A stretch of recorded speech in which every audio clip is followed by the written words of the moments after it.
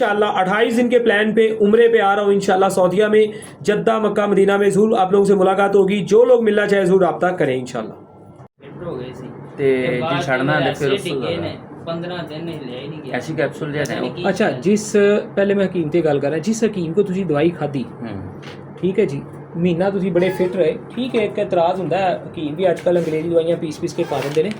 ਅਸੀਂ ਤੇ ਕਹਿੰਦੇ ਨਾ ਸਾਡੀ ਦਵਾਈ 'ਚ ਅੰਗਰੇਜ਼ੀ ਦਵਾਈ ਹੋਵੇ ਤੇ ਜਿਹੜੇ ਸੇ ਕਮਾਣਾ ਹਰਾਮ ਹੈ ਸਾਡੇ ਵਾਸਤੇ। ਅੱਛਾ ਲੇਕਿਨ ਹੈਗਾ ਜਿਸ ਹਕੀਮ ਕੋ ਤੁਸੀਂ ਗਏ ਉਹਦੀ ਦਵਾਈ ਨੇ ਬਹੁਤ ਅੱਛਾ ਕੰਮ ਕੀਤਾ, 1 ਮਹੀਨਾ ਬਾਅਦ 'ਚ ਯਕਦਮ ਡਿੱਗ ਪਏ, ਲੇਕਿਨ ਉਸ ਹਕੀਮ ਸਾਹਿਬ ਨੇ ਤੁਹਾਨੂੰ ਕੋਈ ਗ਼ਜ਼ਾ ਦਾ ਪਲਾਨ ਦਿੱਤਾ ਸੀ ਕਿ ਖੁਰਾਕ 'ਚ ਕੀ ਖਾਣਾ ਨਹੀਂ ਹੁੰਦਾ ਸੀ। ਇਹਦੇ ਵਾਸਤੇ ਇੱਕੋ ਹੀ ਜੁਮਲਾ ਬੋਲਣਾ, ਮੁਝ ਸਮੇਤ ਪੂਰੇ ਪਾਕਿਸਤਾਨ ਦੇ ਪੂਰੀ ਦੁਨੀਆ ਦੇ ਜਿੰਨੇ ਵੀ ਹਕੀਮ ਨੇ, ਹਿਕਮਤ ਕਰਨ ਵਾਲਾ ਬੰਦਾ ਅਗਰ ਉਹ ਤੁਹਾਨੂੰ ਦੇਸੀ ਦਵਾਈ ਦੇ ਰਿਹਾ ਔਰ ਖੁਰਾਕ ਨਹੀਂ ਦੱਸ ਰਿਹਾ ਤੇ ਉਹ ਸਮਝੋ 2 ਨੰਬਰ, ਉਹਦੀ ਦਵਾਈ 2 ਨੰਬਰ ਹੈ, 1 ਨੰਬਰ ਹੋ ਹੀ ਨਹੀਂ ਸਕਦੀ। ਮੈਂ ਖਾ ਲੈਣਾ ਮੈਨੂੰ ਕਿਉਂਕਿ ਤੁਸੀਂ ਦਵਾਈ ਅਗਰ ਠੰਡੀ ਖਾ ਰਹੇ ਹੋ ਤਾਂ ਖੁਰਾਕਾਂ ਠੰਡੀਆਂ ਖਾਣੀਆਂ, ਅਗਰ ਤੁਸੀਂ ਦੇਸੀ ਦਵਾਈ ਖੁਸ਼ਕ ਖਾ ਰਹੇ ਹੋ ਖੁਰਾਕਾਂ ਖੁਸ਼ਕ ਖਾਣੀਆਂ, ਅਗਰ ਤੁਸੀਂ ਦੇਸੀ ਦਵਾਈ ਗਰਮ ਖਾ ਰਹੇ ਹੋ ਖੁਰਾਕਾਂ ਗਰਮ ਖਾਣੀਆਂ। ਤੇ ਕਿਵੇਂ ਮੁਮਕਿਨ ਹੈ ਕਿ ਦੇਸੀ ਦਵਾਈ ਹਰ ਹਾਲ 'ਚ ਕੰਮ ਕਰੇ ਔਰ ਜਾ ਕੇ ਜੋ ਮਰਜ਼ੀ ਖਾਓ? ਉਹਦਾ ਮਤਲਬ ਇਹ ਪੱਕੀ ਗੱਲ ਹੈ ਕਿ ਉਹਦੇ 'ਚ ਸਟੀਰਾਇਡ ਸ਼ਾਮਲ ਹੋ ਸਕਦਾ, ਵਰਨਾ ਇੰਜ ਇੱਥੇ ਸਾਡੀ ਦਵਾਈ ਤਕਰੀਬਨ 100 ਦੇ ਵਿੱਚੋਂ 60 ਮਰੀਜ਼ ਜਾ ਕੇ ਇਹੀ ਸ਼ਿਕਾਇਤ ਕਰਦੇ ਹਕੀਮ ਸਾਹਿਬ ਸਾਡਾ ਤਾਂ ਕੰਮ ਅੱਗੇ ਨਾ ਖਰਾਬ ਹੋ ਗਿਆ। ਤੇ ਅਸੀਂ ਪਹਿਲਾ ਸਵਾਲ ਕਰਨੇ ਜੀ ਖਾਧਾ ਕੀ?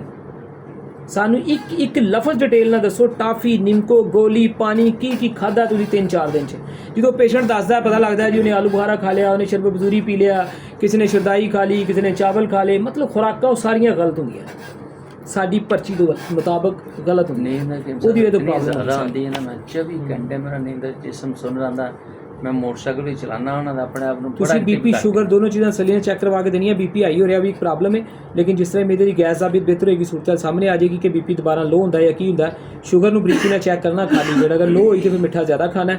ਤੇ ਬਾਕੀ ਇਨਸ਼ਾਅੱਲਾ ਸੂਰਤ ਹਾਲ ਦੇਖਨੇ, ਨੋਟ ਕਰਨੇ, ਦਵਾਈ ਦੇਣੇ, ਅੱਲਾਹ ਖੈਰ ਕਰੇਗਾ, ਮਾਮਲਾ ਬਿਹਤਰ ਹੋ ਜਾਏਗਾ।